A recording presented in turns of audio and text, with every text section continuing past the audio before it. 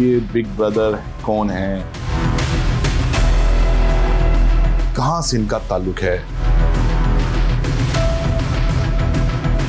Big brother के ऊपर मैं यही बात करूँगी, इस तरह के लोगों का हमारी सोसाइटी में होना बहुत इंपॉर्टेंट है। उनका एक बहुत रोल होता है और वही लोग होते हैं जो हक और सच के बीच में इंसान को फैसला करने में मदद करते हैं।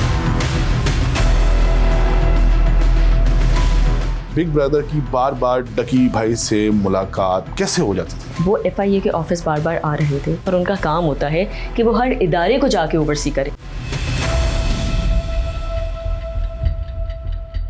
सादुल अहमद और डकी भाई एक मारूफ यूट्यूबर हैं। उन्होंने कल अपने सोशल मीडिया पर एक वीडियो अपलोड की है जिसमें उन्होंने बताया है कि 100 दिनों तक वो पहले FIA की हिरासत में रहे और उसके बाद जेल गए। उन्होंने बताया है कि FIA की जब वो हिरासत में थे उनके साथ क्या हुआ, कैसे FIA एहलकारों ने उनकी फैमिली से लाखों रुपए बटोरे। और इस वीडियो में उन्होंने एक बिग ब्रदर का जिक्र किया है। ये बिग ब्रदर कौन है? डकी भाई की वकील हमारे साथ मौजूद हैं, आइए इनसे बात करते हैं। अमित, इस केस के बारे में बताइएगा। डकी भाई की गिरफ्तारी जी, उन पर जो FIR दर्ज हुई वो जी, और फिर उनकी जो बेल हुई और उसके बाद एक वीडियो शेयर की है डकी भाई ने अपने सोशल मीडिया प्लेटफॉर्म पर, जी, उसके बारे में बताइए। असल में इसमें 2-3 चीज़ें हैं। सबसे पहले जो उन पे FIR दर्ज हुई थी उसके ऊपर पीका के जो सेक्शन 13, 14, 25, 26, PPC के सेक्शन आपका 420, 294 जो FIR उनके अगेंस्ट लॉन्च हुई थी, इनमें कोई भी ऐसा क्राइम नहीं है जिसकी सज़ा 7 साल या और फाइन से ज़्यादा हो। वो भी कुछ ऐसे हैं जिनमें है, कुछ ऐसे भी अगर हैं, अगर आप इनके देखेंगे तो उनमें 3 से 6 माह की सज़ा है या फ़ाइन है, जिसके ऊपर 100 दिन तो उन्होंने वैसे ही अपने रिमांड में काट के अपने आधे से ज़्यादा सज़ा पूरी कर ली है, जैसे कि हम सब जानते हैं। वो कैसे की है वो भी अब हम सब जानते हैं।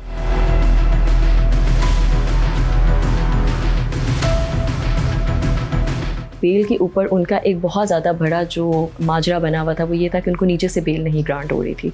Before that I was not on this case, तो मुझे इतना ज़्यादा ज़ाहिर सी बात है इस चीज़ का ताज्जुब भी था कि क्यों नहीं मिल पा रही है।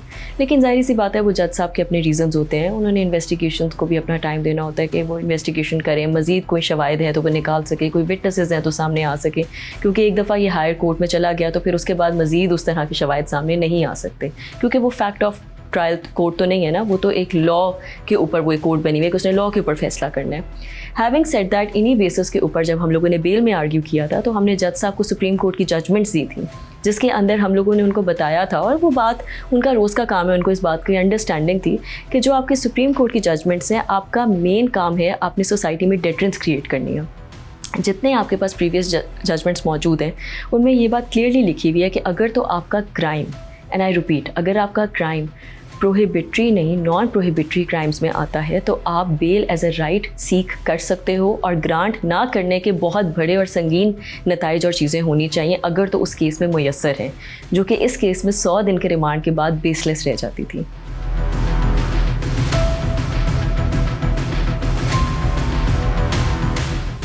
सौ दिन क्यों लगे डकी भाई को बाहर आने में? देखिए ये सवाल है। जी, ये सवाल बहुत अहम है और ये सवाल बहुत जगहों पे उठाया गया। सर देखिए, द पॉइंट इज़ दैट सबसे इंपॉर्टेंट बात तो ये आती है 100 दिन रिमांड तो एक तरफ 22 दिन का आपने फिजिकली क्यों रखा। सबसे पहले तो ये सवाल आता है क्योंकि फिजिकल किसी भी टेररिस्ट केसेस भी अगर हो ना तब भी आप 14-15 दिन से ज़्यादा आप किसी का नहीं रखते। तो यहाँ पे एक इंसान जो कि बेसिकली जिसने कोई इस तरह का क्राइम किया ही नहीं है उसको आपको बेल ग्रांट करने में इतनी ज़्यादा प्रॉब्लम्स हैं। देखिए बात ये नहीं होती, इसमें मैं ये नहीं कहूँगी कि जुडिशरी गलत है, जुडिशरी ने अपना काम पूरा करना होता है, उन्होंने अपनी इन्वेस्टिगेशन पूरी करनी होती है। ज़ाहिर सी बात है उन्होंने ये देखना होता है कि क्या IO ने उनको क्या रिपोर्ट दी, उस बेसिस के ऊपर जो उनको रिपोर्ट दी गई है उसके ऊपर उन्होंने मज़ीद तहकीक की ज़रूरत है नहीं है, कितनी तहकीक करनी है कितनी नहीं करनी, और उसकी मद में उन्होंने फैसला देना होता है। तो ये जुडिशरी के पास इख्तियार है, उन्होंने ये करना है। वो हम ये कह देते हैं कि जुडिशरी ने ऐसे क्यों नहीं किया वैसे क्यों नहीं किया, लेकिन जुडिशरी ने भी बहुत सारी चीज़ों को सामने रख के फैसला करना होता है, और स्पेशली इतने हाईलाइटेड केसेस के ऊपर।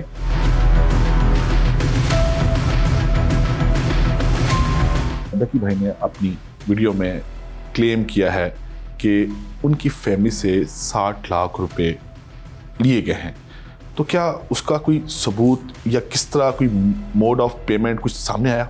देखिए 60 लाख रुपए जो उनसे लिए गए थे वो तो उनसे कैश में लिए गए थे, जो कि इस मद में लिए गए थे कि अरूब को बेसिकली किसी तरीके से पार्टी ना बनाया जाए, जो कि उन्होंने FIR में कहा था। सेकेंडली उन्होंने ये बात बताई थी जो 30 लाख रुपीज़ उनसे मज़ीद लिए गए थे वो उनसे चेक्स की मद में लिए गए थे 10-10 लाख के, जो उन्होंने बेसिकली फ़िज़िकल से जुडिशल होने के लिए दिए थे, जिसकी बेसिस के ऊपर ही ट्रैक करके उन चेक्स को ये 60 लाख रुपए तक पहुंचा गया था। और क्योंकि वो बंदा एक था ना, वो आयो जो थे वो एक थे ना, उनके ही अकाउंट में जा रहे थे, तो उन्हीं के ही अकाउंट से ये भी पैसे ट्रैक हो गए, जिसकी बेसिस के ऊपर जाहिर सी बात है आपके सीरियल नंबर्स होते हैं और वो सब चीज़ें होती हैं और उसके बाद वो चीज़ें सामने निकलती हैं। $3,25,000 निकाले गए डक्की भाई के अकाउंट से। देखिए जो $3,25,000 का सवाल है, जो कि वही वाली बात है कि बड़ी अमाउंट है, पाकिस्तानी 9 करोड़ रुपए बनते हैं ऑलमोस्ट। इसमें सबसे इंपॉर्टेंट बात यह कि जैसे उन्होंने अपनी वीडियो में बताया, सबसे पहले जो उनसे लिए गए थे वो तो इसी बेसिस पे लिए गए थे कि चलो एक आ रही है, इसको अल्लाह का नाम समझते हैं और कबूल कर लेते हैं। लेकिन फिर वही बात है कि जैसे ये इन्फॉर्मेशन स्प्रेड हो गई तो जाहिर सी बात है हर बंदे को पता चल गया था। तो जब एक बात फैल जाती है तो फिर उन्होंने उसको रिकवरी मेमो में डाल के कह दिया हमने ये रिकवर किए हैं, जिसको अभी हम लोग इंशाल्लाह 20 दिसंबर की समाअत के बाद अपनी ट्रायल में साबित करेंगे कि किस तरीके से ये उनके ट्रेडिंग के पैसे थे, ये उनके यूट्यूब चैनल के पैसे थे, और साथ ही साथ उन्होंने अपनी गाड़ी भी एक बेची थी और ये उसके पैसे थे, जो कि ऑब्वियसली ट्रायल में साबित आएगा।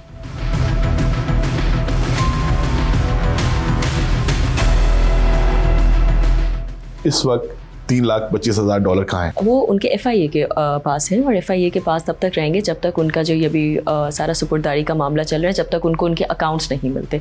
जब उनके अकाउंट्स मिल जाएंगे तो जाहिर सी बात है उनके पास भी उसका एक्सेस आ जाएगा। डक्की भाई ने बताया कि ना सिर्फ उनका अकाउंट, उनके वालिद साहब का अकाउंट, उनके भाई का अकाउंट, उनकी वालदा का, उनकी वाइफ का, उनके इवन दादा तक का जो अकाउंट है उसको फ्रीज़ किया जा चुका है। फीस कैसे पे कर रहे हैं? देखिए सबसे इम्पॉर्टेंट बात यह है कि जब हम लोग ये फ्रीज़ की बात करते हैं, हमें ये बात समझने की ज़रूरत है कि जब आपका इदारा किसी बंदे के काम को इससे फ्रीज़ करता है तो तब करते हैं जब खुदा न खास्ता उस पर कोई बहुत बड़े शवाहिद या कोई बहुत बड़ी मनी लॉन्ड्रिंग की ट्रेल या कोई टेररिस्ट एक्टिविटी की ट्रेल साबित हो, तब आप दादा तक पहुँचते हैं। अब नॉनदलेस वो तो हमें ये भी पता है कि इसमें जो गवाह थे वो भी वो खुद ही थे, केस दर्ज करने वाले भी वो खुद थे, केस बनाने वाले भी वो खुद थे, तो जाहिर सी बात उन्होंने जिस चीज़ को चाहा उन्होंने फ्रीज़ कर दिया।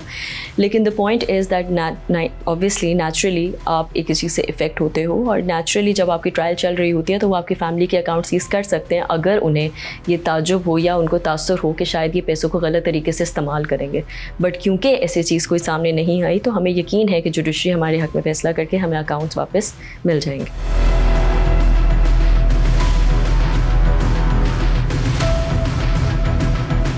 क्या इसकी एप्लीकेशन दी हुई है? डेफिनेटली आज भी उसका था, आज भी उसकी समाअत हुई थी, तो डेफिनेटली अभी आईओ ने कहा है कि उनको थोड़ा सा टाइम मजीद चाहिए, जो कि उन्होंने लास्ट वीक भी मांगा था कि उन्होंने पता नहीं अभी इसमें से कुछ निकालना है। तो अब हम वेट कर रहे हैं कि वो पता नहीं कब कुछ निकाल के सामने लेके आएंगे।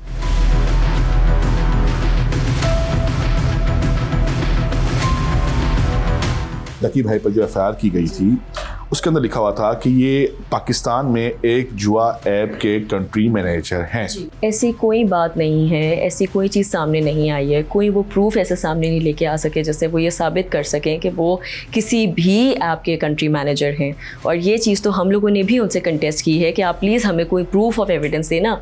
देखें ये बात हमारे लिए समझना बहुत ज़रूरी है कि हम लोग आमिर साहब इल्ज़ाम लगा देते हैं, किसी के ऊपर भी बहतान लगाना बहुत आसान होता है, लेकिन उस बहतान को आपने प्रूफ भी करना है। मैं एक राह चलते बंदे पे कहूँ कि इसने मुझे हरासा किया, मैंने उस हरासों को प्रूफ भी करना है कि मैं किस तरह हरास हुई ना। ऐसे इल्ज़ाम नहीं आप लगा सकते।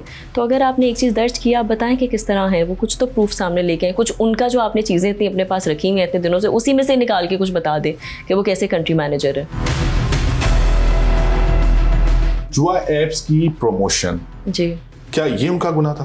देखिए मैं इसमें आपको सिंपल 2 बातें बताती हूँ जो इम्पॉर्टेंट है। उन पे जो चलान पेश हुआ है ना, उस पे जिन ऐप्स का सबसे ज़्यादा उन पर एम्फसाइज़ किया गया वो है एक बायनोमो ऐप, जिसको हम अपनी ट्रायल में साबित करेंगे कि किस तरीके से वो एक ट्रेडिंग ऐप है, ना कि वो एक जुआ ऐप है। जहाँ तक 1xBet की बात रहती है, हमारे पास इसके लिए बहुत सारी चीज़ें समझने की ज़रूरत है। नंबर 1 PSL मैचेस, नंबर 2 हमारे सारे सेलिब्रिटीज़ जो उसको प्रमोट करते रहे हैं, नंबर 3 ये रेट्रोस्पेक्टिव में एक्ट किया गया था जिसके ऊपर 2025 की पेशावर हाई कोर्ट की जजमेंट भी आ चुकी हुई है, और उसके उसके बाद इस पर पाबंदी भी लगा दी गई थी कि इस पर मज़ीद नहीं होगा, जबकि आप ही के ही एक बहुत बड़े प्रोविंशियल में आपकी कराची टाइगर्स पे उन्होंने, कराची जो आपके किंग्स हैं उन्होंने बेसिकली 1x बैट की शर्ट्स को बेसिकली प्रमोट भी किया गया था।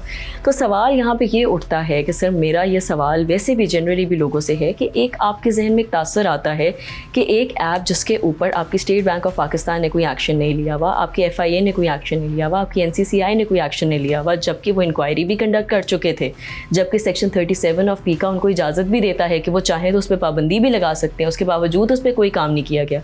जबकि ये वो मुल्क है जहाँ पे जब ट्विटर डाउनलोड होता है तो VPN डाउनलोड करके होता है, लेकिन इस तरह की ऐप्स के लिए हमें VPN की ज़रूरत नहीं है। तो फिर सरकार ने इस चीज़ में क्यों नहीं ऐड किया था? दिस इज़ समथिंग जो कि खाली मैं डकी के पर्सपेक्टिव से नहीं, एक आम बंदे के पर्सपेक्टिव से कह रही हूँ, मैं अपने पर्सपेक्टिव से भी कह रही हूँ, मुझे भी हो सकता है ना पता हो। लेकिन जहाँ तक ट्रेडिंग ऐप की बात रही है, ट्रेडिंग ऐप पे तो आप पाबंदी नहीं लगा सकते, उस पर लगानी तो फिर फॉरेक्स को भी बंद करें, बाकी भी ट्रेडिंग ऐप्स को बंद करें। सो दिस इज़ समथिंग जो कि इंशाल्लाह आगे ट्रायल में सामने आएगी, जो कि मैंने आपको काफ़ी हद तक बता दी है। बिग ब्रदर, बहुत सवाल हो रहे हैं, ये बिग ब्रदर कौन है, कहाँ से इनका ताल्लुक है, इसके बारे में आप क्या जानते हैं? देखिए, बिग ब्रदर के ऊपर मैं यही बात करूँगी कि ज़ाहिर सी बात है इस तरह के लोगों का हमारी सोसाइटी में होना बहुत इंपॉर्टेंट है, उनका एक बहुत रोल होता है और वही लोग होते हैं जो हक़ और सच के बीच में इंसान को फ़ैसला करने में मदद करते हैं। मैं ये समझती हूँ कि अगर इनका रिमांड इतनी देर ना चलता तो शायद उनको भी इस बात का ना पता चलता या किसी को भी ना पता चलता कि माजरा क्या है। ऑल्दो उनकी इंसाइट्स होती है और उनको हर चीज़ का इल्म होता है, लेकिन नॉनदलेस इन्होंने इतना लंबा एक इतनी छोटी चीज़ के ऊपर रिमांड ले लिया तो उन्होंने पूरी दुनिया को बता दिया कि हम कुछ कर रहे हैं, जो कि एक आम बंदे को भी समझ आ रही थी कि ये तो कुछ अंदर कर रहे हैं। तो जाहिर सी बात है वो तो चीज़ सामने फिर आनी थी।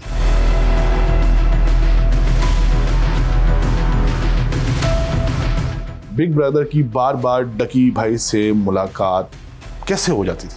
देखिए, मैं ये बात पहले भी 1-2 जगहों पे बोल चुकी हुई हूँ और अब मैं ये बात दोबारा इस बात से कहूँगी कि वो FIA के ऑफिस बार बार आ रहे थे। वो ज़ाहिर सी बात है खाली इनके लिए नहीं आ रहे थे, वो और भी बहुत सारे ऐसे केसेस हैं जो इनको ओवरसी करने आते हैं और उनका काम होता है कि वो हर इदारे को जाके ओवरसी करें, ना कि सिर्फ FIA, चाहे उसमें NCCI है या कोई भी और इदारा है, उसको भी उन्होंने ओवरसी करना होता है। तो जब वो ओवर चेक कर रहे थे तो उनके सामने ये चीज़ आई होगी कि भाई इस बंदे का इतनी देर रिमांड क्यों रखा गया। फिर उन्होंने जाकर उससे सवाल पूछा कि भाई ये हो क्या रहा है तुम्हारे साथ। थैंक यू सो मच अमृत। यकीनन बिग ब्रदर और जिस इदारे से वो बसता है बिग ब्रदर, ऐसे इदारे और ऐसे लोग मौजूद हैं जो चेक रखे हुए हैं इन तमाम इदारों पर, और इन्हीं की वजह से पाकिस्तान का हर शहरी खुद को महफूज समझता है। बिग ब्रदर को और जिस इदारे से वो बसता है बिग ब्रदर, उनको मैं सलाम पेश करता हूँ। इस वीडियो पर अपना फीडबैक जरूर दीजिएगा। अपना ख्याल रखिएगा। अल्लाह हाफिज़।